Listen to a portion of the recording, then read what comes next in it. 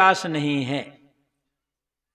इसलिए जानवर किसी बात पर गहराई से चिंतन मनन विचार नहीं कर सकते।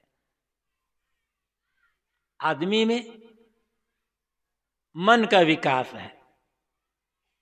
आदमी किसी बात पर गहराई से विचार कर सकता है। विचार करना है, करो विचार जो सब दुख जाए। सदगुरु कबीर कहते हैं विचार करो सब दुख जाएगी। विचार करना है, लेकिन क्या विचार करना है, क्या सोचना है, सोचने का विषय क्या होगा, इस पर भी विचार करना होगा। जितना गलत बात सोचेंगे, निगेटिव नकारात्मक सोचेंगे, ईर्ष्या द्वेष बैर विरोध लोभ लालच मनोविकार विषय विकार की बात अधिक सोचते रहेंगे, तो इससे शरीर की रोग प्रतिरोधक क्षमता कमजोर होती जाएगी और शरीर बीमार होता जाएगा। जो व्यक्ति अत्यधिक क्रोधी होगा, बराबर क्रोध करता रहता है, जिसके मन में अधिक सबके लिए अत्यधिक ईर्ष्या की भावना रहती है या घृणा की भावना रहती है, जो व्यक्ति बराबर दूषित विचार करता है, वह व्यक्ति शरीर से बराबर स्वस्थ नहीं रहेगा, जल्दी उसके शरीर में बीमारी आती जाएगी। क्योंकि जब हम अत्यधिक क्रोध में रहते हैं, ईर्ष्या में घृणा में द्वेष में रहते हैं, नकारात्मक बातें सोचते हैं, तो हमारे शरीर में जो ग्लैंड्स हैं, ग्रंथियां हैं, वहां से जो स्राव होता है बहुत दूषित होता है और वह पूरा स्राव हमारे शरीर को कमजोर और रोगी बना देता है। सोचना है, इसलिए अच्छे विचार, ज्ञान के, विवेक के, विचार के, संयम साधना के, आत्मा परमात्मा विचार सोचो, दया क्षमा प्रेम सेवा भक्ति के विचार सोचो, मतलब सकारात्मक विचार, अच्छे विचार। जितना हम अच्छे विचार सोचेंगे, दया क्षमा आदि सद्गुणों के विचार करें, तो हमारे ग्रंथियों से जो स्राव होगा, वो स्राव हमारे शरीर को स्वस्थ बना करके रखेंगे। तो मैंने कहा कि 3 बातों पर ध्यान, संतुलित खान पान, उचित पारिश्रमिक और सकारात्मक सोच, सकारात्मक चिंतन। इन तीनों बातों पर हम ध्यान रखते हैं तो हमारे शरीर की रोग प्रतिरोधक क्षमता मजबूत रहेगी। लेकिन इससे अधिक आवश्यक है मन की दुख प्रतिरोधक क्षमता का विकास करना। ऐसा नहीं है कि जीवन में दुख के अवसर नहीं आएंगे, आएंगे, बराबर आएंगे। कभी व्यापार में घाटा हो जाएगा, कभी खेती बर्बाद हो जाएगी, कभी परिवार में किसी की मौत हो जाएगी, कभी भरी सभा में अपमान हो जाएगा, या कभी ऐसे कुछ और, कभी शरीर में भयंकर बीमारी आ जाएगी। ये सब क्या है? दुख के अवसर। ऐसे और लोग सोच लें, बड़ी बड़ी प्रतिकूलताएं आती हैं, बड़ी बड़ी समस्याएं जीवन में आती है, और ये समस्याएं जीवन भर आएंगी और हर आदमी के जीवन में आएंगी। और जितना बड़ा होते जाएंगे समस्याएं और प्रतिकूलताएं उतना ज्यादा आती जाएंगी।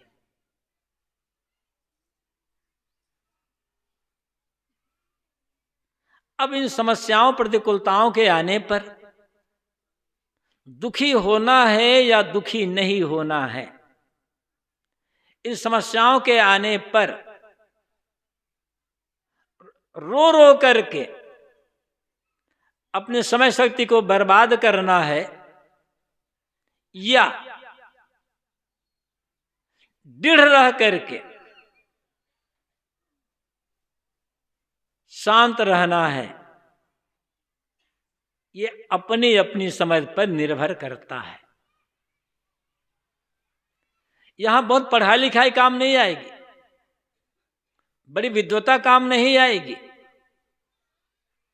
यहां काम आएगी अच्छी समझ, विवेक, जिसके सदगुरु कबीर ने या संतों ने विवेक कहा है।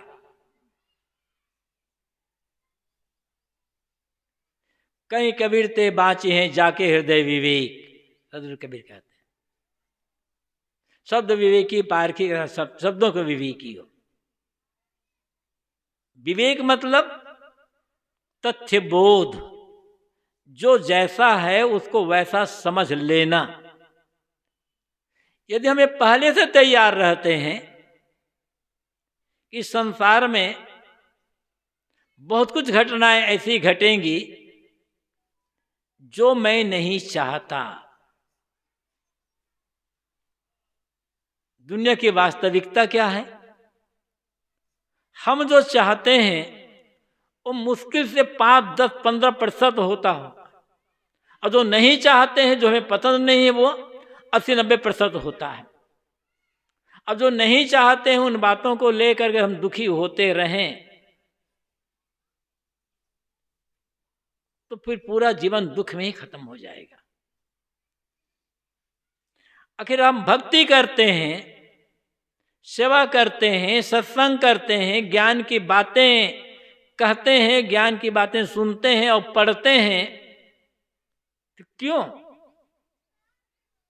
केवल मनोरंजन के लिए, या समाज हमें लोग अच्छा माने, हमें लोग बड़ा ज्ञानी माने, हमें लोग बड़ा महात्मा माने, हमें लोग बड़े भगत और सत्संगी माने, इसके लिए कर रहे हैं? यदि इसी के लिए करते हैं तो जिंदगी भर दुखी रहना होगा और रोते रहना होगा। ज्ञान का अर्थ या भक्ति का अर्थ दुखी ना होना।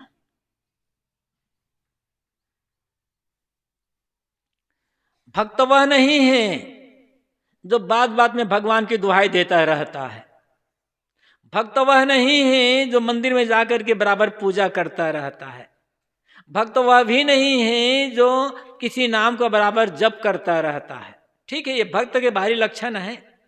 ज्ञानी वह नहीं है जो मन पर बैठ करके बड़ी ऊंची ऊंची बातें करता रहता है या वो खूब किताब लिख लेता है। भगत और ज्ञानी का अर्थ है कि किसी भी बात को लेकर दुखी ना होना। आखिर सब क्यों कर रहे हैं? भक्ति क्यों कर रहे हैं? सत्संग क्यों कर रहे हैं? सेवा क्यों कर रहे हैं?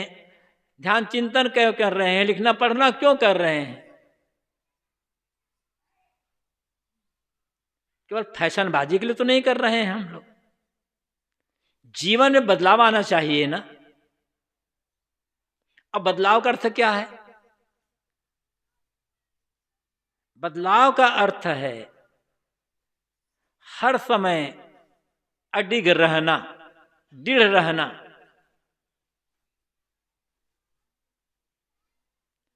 इसी के लिए आवश्यकता है दुख प्रतिरोधक क्षमता। जो घटना घटने वाली है पहले से हर बात के लिए अपने को तैयार रखना। ये समझना होगा ये दुनिया परिवर्तनशील है। यहां हर चीज हर समय परिवर्तित हो रही है। स्थिर कुछ भी नहीं है। जो हम देखते हैं बाहर उनमें स्थिर कुछ भी नहीं है। सब कुछ बदलने वाला, सब कुछ बदलने वाला। जरा सोच ले, यहां जितने भी लोग बैठे हैं, हम और आप, क्या किसी का शरीर स्थिर है? स्थिर शरीर स्थिर रहता तो हम और आप बच्चे के बच्चे रहते, कभी जवान नहीं हो पाते, पौड़ भी नहीं हो पाते। कितना बदल गया शरीर। अब हम अपना बचपना खोजने के लिए जाएं, जवानी खोजने के लिए जाएं और सोचे जवानी और बचपना को वापस लौटा लें, तो क्या संभव है? क्या जवानी मिलेगी, बचपना मिलेगा, जवानी लौट करके आएगी? संभव ही नहीं, कोई उपाय ही नहीं है। ये तो उदाहरण दिया। ऐसे हर चीज बदल रही है। जब हर चीज बदल रही है तो लाभ घाटा में बदलेगा। जन्म मौत में बदलेगा, सम्मान अपमान में बदलेगा, प्रशंसा निंदा में बदलेगी। ऐसे अब आप सोच लें, सम्मान मिल रहा है तो हर जगह सम्मान नहीं मिलेगा, अपमान भी मिलना। जब सम्मान मिले कहीं तो अपमान के लिए पहले से तैयार रहना, तो अपमान दुख नहीं देगा। अब ये सोचेंगे हर जगह मेरा सम्मान ही होता रहे, कभी अपमान ना हो, तो अपमान आने मिलने पर न इतना रोओगे कि आंसू भी सूख जाएंगे आपके। जब परिवार में किसी का जन्म हो तो पहले तैयार होगा परिवार में किसी की मौत भी होगी, आदमी उत्कल होगी। कौन सा परिवार बचा है दुनिया में जिस परिवार में कभी किसी की मौत ना होगी, या मौत हुई नहीं है। जन्म, जब परिवार में किसी का जन्म होता है तो बड़ा आनंद होता है। किसी के जन्म लेने पर जितना आनंद मनाओगे, किसी के मरने पर उतना रोना पड़ेगा। ये नियम है। ठीक, जन्म लेने पर आनंद मनाओ, मैं रोने के लिए नहीं कह रहा हूं, लेकिन पहले से तैयार रहना होगा। कच्चा मन बनाकर, ये कच्चा शरीर में जितना बराबर का रोग होता है ना, ऐसे कच्चे मन में बराबर रोग होता रहेगा। ये दुनिया है, आज सुख है तो कल दुख है, आज दुख है तो कल है सुख फिर आ जाएगा। सुख दुख दोनों रहते जिसमें जीवन है वो गांव, कभी धूप तो कभी छांव। तो सुख आ गया तो करना क्या है? दुख प्रतिरोधक क्षमता का मतलब क्या होता है? सुख आने पर उछले ना, अहंकार ना करें। यदि सुख आने पर उछलेंगे, अहंकार करेंगे, तो दुख आने पर माथा पकड़कर, सिर पकड़ करके बैठ जाना पड़ेगा। गुरुदेव जी ने कविता में लिखा है, जीवन नभ में सुख दुख के बादल आते जाते हैं, सुख दुख के बादल आते जाते है, जीवन धन्य उसी का। सुख दुख के बादल आते जाते रहते हैं, सह जीवन धन्य उसी का जो मन पर है नहीं लाते। जो सुख दुख में उलझा है वह जीवन हार गया है, जिसको सुख दुख झूठे हैं वह भव से पार गया है। जैसे आकाश में बादल आते हैं लेकिन बादल रुकते नहीं हैं। बरसात के दिनों में, भादों के महीना में कभी कभी इतनी घनघोर काली घटा छा जाती है कि दिन में ही अंधकार जैसा लगता है। दोपहर में 2 बजे लगेगा कि मानो अब बिल्कुल सांझ हो गई, रात होने वाली है, इतने घनघोर बादल। लेकिन क्या वो स्थिर रहते हैं? 2 घंटा 4 घंटा फिर सूरज निकलता है। लेकिन सूरज निकला नहीं रहता हमेशा, कभी कभी सूरज बादल से ढक जाता है और अस्त तो होना ही है। तो ऐसे जीवन का जो आकाश है, इसमें समय समय पर सुख और दुख के बादल आते जाते रहते हैं। गुरुदेव जी लिखते हैं, है जीवन धन्य उन्हीं का जो मन पर है नहीं लाते। लेकिन सुख और दुख को जो मन पर नहीं लाते, छोड़ देते हैं बाहर। ठीक है, सावधान। इस पर मैं वो कहानी कहा करता हूं, अपने अनेक लोगों को याद होगी, फिर से दोहरा देता हूं कि कैसे हमें जीवन में संतुलित रहना है, समभाव में, समता भाव में रहना है। दुख प्रतिरोधक क्षमता का अर्थ होता है सुख और दुख में समता में रहना। एक आदमी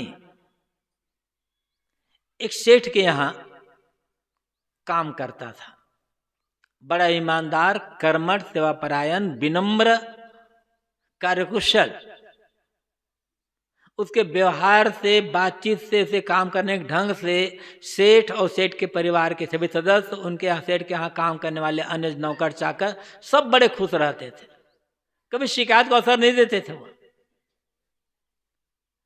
बहुत दिनों से वो व्यक्ति काम कर रहा था।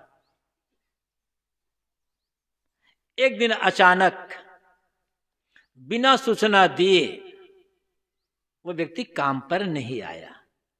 अब सब जानते हैं कि जो व्यक्ति जो काम बराबर करता रहता है, लोग सोचते हैं भाई वो तो है ही, वो सब काम हो जाएगा। और अचानक काम पर ना आए तो थोड़ा काम रुकता है। अचानक काम पर नहीं आया, थोड़ी अड़चन तो आई, लेकिन व्यवस्था कर ली गई, काम चल गया। सेठ ने सोचा कि ये आदमी मेरे यहाँ बहुत दिनों से काम कर रहा है और सबसे अच्छा आदमी यही है, काम करने में भी, ईमानदारी में भी, बात व्यवहार में भी, किंतु इसके तनख्वाह मैंने आज तक नहीं बढ़ाई है। मुझे इस आदमी की तनख्वाह बढ़ा देना चाहिए। ऐसा सोचकर सेठ ने तनख्वाह बता दिया। उसे तो वो काम पर तो आया नहीं, तो पता नहीं तनख्वाह बढ़ गई मेरी। सेठ ने तनख्वाह बढ़ा दी। 2-3 दिन के पश्चात वो व्यक्ति काम पर आया, काम करने लगा। वो महीना पूरा हुआ तो अगले महीने पहले तारीख को तनख्वाह मिली, तो बढ़ी हुई तनख्वाह मिली। और आदमी का स्वभाव क्या है, जब पैसा ज्यादा मिलता है ना तो खुशी हो जाती, चेहरे में चमक आ जाती है। उस व्यक्ति ने गिना पैसा ज्यादा, चुपचाप जेब में रख लिया। कोई खुशी नहीं, कोई प्रसन्नता नहीं, और ये भी नहीं कहा सेठ जी आपने बड़ा अच्छा किया, मेरी तनख्वाह बढ़ा दिया। कोई आभार नहीं, कोई धन्यवाद नहीं दिया, चुपचाप चला गया। काम करता रहा। 6-8 महीने बीते। एक दिन फिर अचानक काम पर नहीं आया। सेठ ने सोचा आदमी तो बढ़िया है, लेकिन अचानक काम पर आना बंद कर देता है, बताता भी नहीं है। थोड़ा सा नाराज हुआ सेठ, तनख्वाह घटा करके फिर उतना कर दिया जितने तनख्वाह पहले थी। 3 दिन के बाद आदमी काम पर आ गया, काम करने लगा। वो महीना पूरा हुआ, अगले महीने पहले तक तनख्वाह मिली, तो घटी हुई तनख्वाह मिली, पैसा कम मिला। गिना, चेहरे पर कोई दुख नहीं, उदासी नहीं। पूछा भी नहीं सेठ जी आपने मुझसे क्या गलती हुई, आपने तनख्वाह घटा दी। गिना, चुपचाप जाने लगा। सेठ को बड़ा आश्चर्य हुआ, इसकी तनख्वाह मैंने बढ़ाई थी, तो खुश भी नहीं हुए, धन्यवाद भी नहीं दिए। तनख्वाह घटा दी, आदमी दुखी भी नहीं हुआ, शिकायत भी नहीं करता। बात क्या है? उन्होंने कहा सुनो भाई इधर आओ। कि सेठ जी क्या बात है? तुम कैसे आदमी हो? जब मैंने तुम्हारी तनख्वाह बढ़ाई थी तब तुम खुश भी नहीं हुए, आभार भी नहीं माने, धन्यवाद भी नहीं दिए। और अभी तनख्वाह तुम्हारी घटा दी तब तुम दुखी भी नहीं हुए, शिकायत भी नहीं करते हो। बात क्या है? उसने कहा सेठ जी इसमें आभार मानने की और शिकायत करने की बात क्या है? पहली बार जब मैं काम पर नहीं आया था तो मेरे यहां बेटा पैदा हुआ था। बेटा पैदा हो तो काम तो बढ़ गया। आपने तनख्वाह बढ़ाया तो मैंने सोचा बेटा अपने हिस्से का लेकर आया, आखिर बेटा पैदा हो खर्चा तो बढ़ गया है ना, तो बेटा अपने हिस्से का लेकर के आया हुआ है। इतने धन्यवाद देने के आभार मानने बात क्या थी? अभी जब मैं काम पर नहीं आया तो मेरी माँ की मृत्यु हो गई थी, अपनी तनख्वाह घटा दिया। मैं सोचा माँ अपने हिस्से का लेकर चली गई, इसमें आप शिकायत की बात क्या है? कितनी बढ़िया बात है। ये जीवन जीने की सुंदर कला है इसमें। यही है विवेक का फल, यही है समझदारी का फल। जीवन में अनुकूलता प्रतिकूलता आना है। जिनकी हम पूजा करते हैं, जिन्हें महापुरुष कहते हैं, संत कहते हैं, सदगुरु कहते हैं, उनके जीवन को देखो। दुनिया में एक भी महापुरुष ऐसा नहीं हुआ है जिसके जीवन में समस्याएं ना आई हुई हो, प्रतिकूलताएं ना आई हुई हो। किंतु उन महापुरुषों ने, संतों ने, गुरुजनों ने हंसते हंसते उनको सहा। सदगुरु कबीर जिनका मंच है हम बैठे हैं, उनके जीवन में कितनी प्रतिकूलताएं आई, कितने उनके रास्ते में रोड अटकाए गए, कितनी उनको तकलीफ दी गई। 52 कसनी कही जाती है, अतिशयोक्तियां हैं, चमत्कार हैं, कुछ कल्पना है उनमें, लेकिन वो 52 कसनियों का अर्थ ये संकेत है कि सदगुरु कबीर के जीवन में उनके सामने कैसे कैसे प्रतिकूलताएं, कठिनाई और दुख के अवसर आए, लेकिन उन्होंने अपना रास्ता बदला नहीं। जो सत्य का मार्ग था उस पर चलते रहे, और जो सत्य था वे कहते रहे। लोगों ने विरोध किया, तकलीफ दी, तो उन्होंने रास्ता बदल दिया हो, और लोगों को खुद करने के लिए अपनी बातें कहना शुरू किया हो, ऐसा नहीं। एक सदगुरु कबीर की विशेषता रही है कि किसी को भी खुश करने का अपनी बात नहीं की, यहां तक कि मैं भगवान को खुश कर लूं, ताकि भगवान की भक्ति में भगवान की प्रशंसा करूं, भगवान तुम ऐसे हो, भगवान तुम ऐसे हो। उन्होंने किसी भगवान को भी खुश करने को नहीं सोचा, क्योंकि वो सोचते थे कि जितने भी भगवान हैं वो तो हमारे बनाए हुए हैं, असली भगवान तो हम लोगों के बीच में बैठा हुआ, इनके साथ प्रेम का व्यवहार करें। कबीर साहब की दृष्टि में जितने प्राणी हैं सब भगवत स्वरूप हैं, और उनमें मनुष्यों का तो कहना है क्या। इसलिए उन्होंने कहा, आंख न मूंदो, कान न रूंधो, काया कष्ट न धारो, खुले नैन हंसत पहचानो, सुंदर रूप निहारो। भगवान को देखने के लिए मुझे आंख कान बंद करना नहीं, खुले नेत्रों में जिधर देखता हूं मुझे भगवान दिखाई पड़े। देखो सामने इधर भगवान बैठे, इधर भगवती बैठी हुई है, इधर देवता बैठे हैं, इधर देवियां बैठी है। इनको देखने के लिए आंख बंद करने की क्या जरूरत है? कहीं जंगल जाने की आवश्यकता क्या, जहां है वहां पर। कहा है, बड़े प्रेम से मिलना तुम दुनिया में इंसान रे, ना जाने किस वेश में भागा बाबा मिल जाए भगवान। किस वेश में नहीं, हर वेश में मिले हुए हैं भगवान। जिस वेश में चाहो उस वेश में मिल सकते हैं, सामने बैठे हैं। तो मैं कह रहा था, कबीर साहब के जीवन में अनेक प्रतिकूलताएं आई, लेकिन चलते रहे। दयानंद के जीवन में देखो, विवेकानंद के जीवन में देखो, स्वामी दयानंद को तो जहर ही दे दिया गया। विवेकानंद कि जिसमें कितनी कितनी बुराइयां की है। स्वामी विवेकानंद हिंदू समाज को उत्थान के लिए उन्होंने कितना, हिंदू जागरण के लिए, और हिंदुओं कितनी प्रशंसा की पूरे भारत में, भारत के बाहर जा करके, लेकिन हिंदुओं ने ही विरोध किया उनका। लेकिन वो रुके नहीं, डरे नहीं, दुखी भी नहीं हुए, परेशान भी नहीं हुए। स्वामी दयानंद की बात आई तो एक घटना उनके जीवन के संबंध में कही जाती है। एक बार स्वामी दयानंद को बदनाम करने के लिए, स्वामी दयानंद का मजाक उड़ाने के लिए लोगों ने क्या किया, स्वामी दयानंद का पुतला बनाया। उस पुतले को गधे पर बैठाया और चेहरे पर काली पोत दिया गया, जूते की माला पहना दिया गया, और नगर में घुमाने लगे ताकि स्वामी दयानंद की बदनामी हो, निंदा हो। नगर में घुमाने लगे। किसी ने स्वामी दयानंद से आकर कहा, स्वामी जी क्या है, आपको बड़ा अपमान हुआ जा रहा है कि क्या हो गया?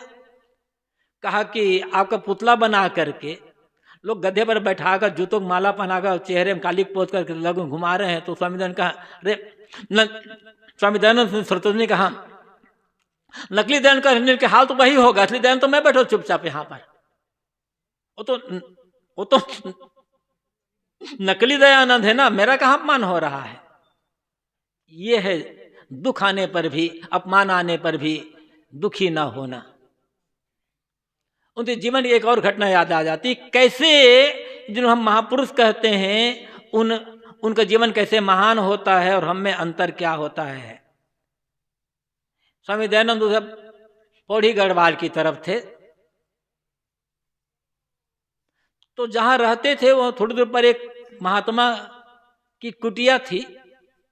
वो महात्मा स्वामी दयानंद के विचार से चिढ़ गए थे। स्वामी दयानंद मूर्ति पूजा के विरोधी, अवतारवाद के विरोधी, ये तमाम ये मंदिर जाकर पूजा करने के विरोधी और बराबर उच्च नीच के छुआछूत के विरोधी, इससे काफी मूर्ति पूजना वाले लोग या ऐसे कई लोग अवतारवाद के लोग काफी चिढ़ गए थे। तो महात्मा स्वामी दयानंद को बड़ी निंदा करते थे, बड़ी बुराई, बहुत गाली दिया करते थे। स्वामी जी सुनते थे, जानते थे, कुछ कहते नहीं थे। एक दिन एक भक्त एक टोकरा आम लाया, आम का सीजन था, एक टोकरा पके हुए आम लाए, स्वामी जी को भेंट किए, चढ़ाए। उसमें से छांट छांट कर स्वामी दयानंद ने बढ़िया बढ़िया 8-10 आम निकाला, एक थैला में रखा और एक भगत से कहा, जाओ ये आम ले जाओ, वो सामने कुटिया में जो महात्मा रहते ना उसको दे करके आओ। उस भगत ने कहा, स्वामी जी वो तो आपको गाली देते हैं, आपकी बुराई करते हैं, आपकी खूब निंदा करते हैं, आप उनको आम भिजवा रहे हैं। स्वामी ने कहा, नहीं ठीक है, कोई बात नहीं, तुम जाओ तो देकर आओ।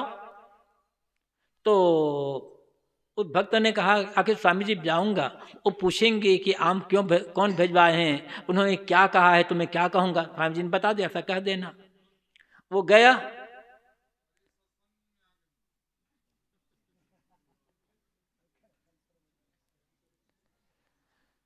स्वामी जी के आदेश से वो भगत गया, उस महात्मा को आम दिया, कहा कि महाराज जी स्वामी दयानंद ने आपके लिए आम भेजवाए हैं। मेरे लिए आम भिजवाए हैं? मैं मेरे लिए नहीं भिजवाए हैं, मैं तो उनको खूब गाली देता हूँ, उनको विरोध करता हूँ, निंदा करता हूँ, मेरे लिए थोड़े भिजवाए होंगे। उन्होंने कहा, नहीं आपके लिए भिजवाए हैं। अच्छा तो क्या कहा उन्होंने? तो स्वामी जी ने कहा है, वो महात्मा मुझे गाली देते, निंदा करते हैं, तो गाली देने निंदा करने से उसके शरीर में शक्ति घट जाती है, आम खाएंगे ना शक्ति बढ़ेगी तो और अधिक गाली देंगे, इसलिए भिजवाया है। अब है ये है महानता उनकी।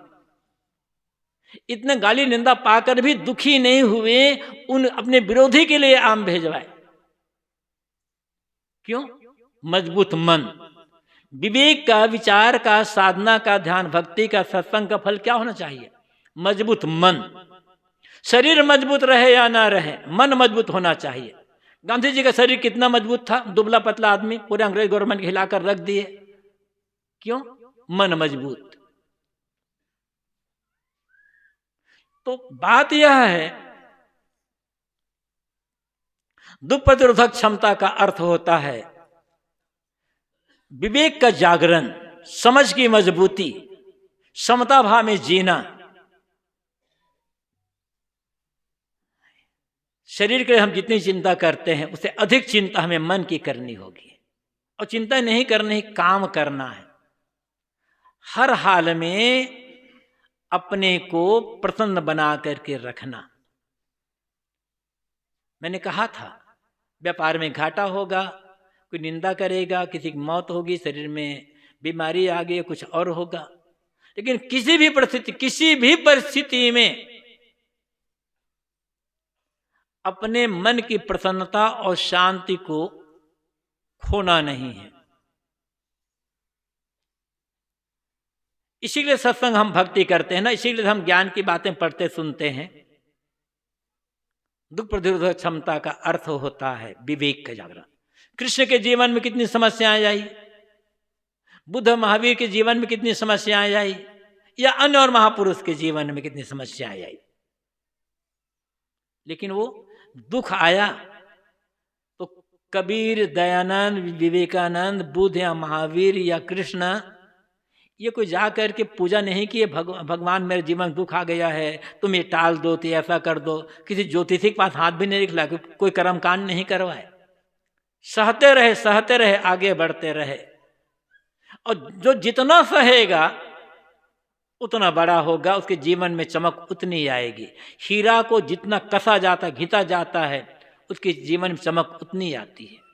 हम थोड़ी सी कसौटी से घबरा जाते हैं, थोड़ी सी बात से हम दुखी हो जाते हैं। ये कमजोर मन बनाकर दुनिया में शांति से, प्रसन्नता से, आनंद से जिया नहीं जा सकता है। जो करना है सब करें।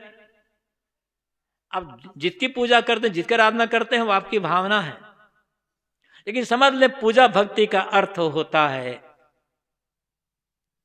मजबूत मन। मेरा भाई को कितनी तकलीफ दी गई, कहते हैं उसके कमरे में सांप भेज दिया गया, उन्हें जहर दिया गया, पता नहीं क्या क्या, लेकिन मीरा रुकी। मीरा को जहर देने वाले कब के मर गए, और मीरा आज भी अमर है, जीवित है नाम से। मीरा को जहर देने वाले को कोई नहीं जानता, और मीरा को भक्ति मार्ग में सब लोग जानते हैं। इतनी अद्भुत। महाराणा प्रताप मीराबाई के सगे भतीजे थे। वैसे महाराणा प्रताप भी झुके नहीं अकबर के सामने, भले जंगल में जाकर के घास की सूखी रोटी खाना पड़ा, भूखों मरना पड़ा, लेकिन वे झुके नहीं। और महाराणा प्रताप को आज हम अपना आदर्श मानते हैं, भी आदर। तो आवश्यकता इस बात की है कि सुख आने पर उछले ना और दुख आने पर रोए ना। ये जब हम ऐसा कर लेंगे तो जीवन का मर्म, जीवन का आनंद, जीवन की वास्तविकता को तब समझेंगे, और धर्म के नाम पर हम जो कुछ भी कर रहे हैं वो सब करना सार्थक हो जाएगा और जीवन हमारा सफल हो जाएगा। थोड़ी चर्चा मैंने की, अपनी वाणी को यहीं विराम। आप सबके प्रति बहुत आभार, धन्यवाद। बोलिए सद्गुरु देव की जय। आप सब अभी बैठे रहें। अभी हम लोग परम पूज्य गुरुदेव जी के अमृत विचार श्रवण कर रहे थे। जो भक्त सज्जन माता बहनें निकट आकर गुरुदेव जी की बंदगी करना चाहें आ सकते हैं। यहाँ पर